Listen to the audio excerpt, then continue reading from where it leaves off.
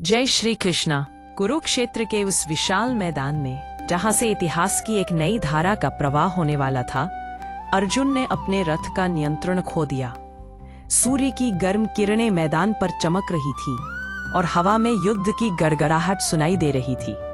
रथों की ध्वनि जैसे शंख की आवाज से मिलकर एक अटूट संगीत रच रही थी।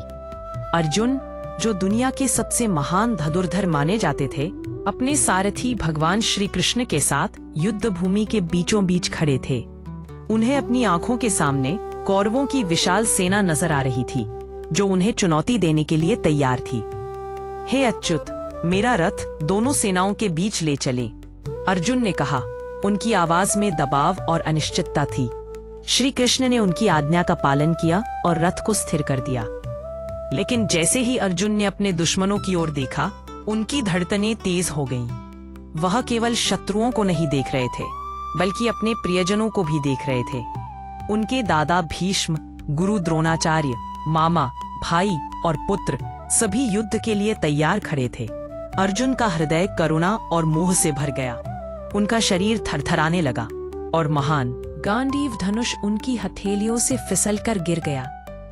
हे गोविंद, मैं इन प्रियजनों को मारकर विजय नहीं चाहता, अर्जुन ने कहा।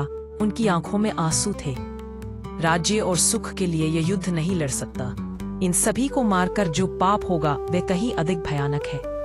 आवाज में गहरी दुविधा थी, जैसे अर्जुन अपने कर्तव्य और मोह के बीच जूझ रहे थे। उन्होंने महसूस किया कि परिवार और कुल का नाश करके प्राप्त की गई विजय मूल्यहीन है।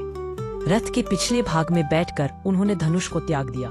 अपने सबसे बड़े धर्म संकट में फंसकर भगवान श्री कृष्ण के चरणों में समर्पण कर दिया, यह स्पष्ट करते हुए कि वे युद्ध नहीं लड़ना चाहते।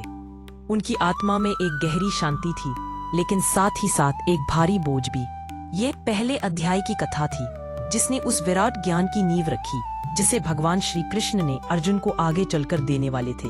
अगले अध्याय में जब अर्जुन ने अपने शस्त्र त्याग दिए, तब भगवान श्री कृष्ण ने उन्हें क्या उपदेश दिया, यह जानना बाकी है।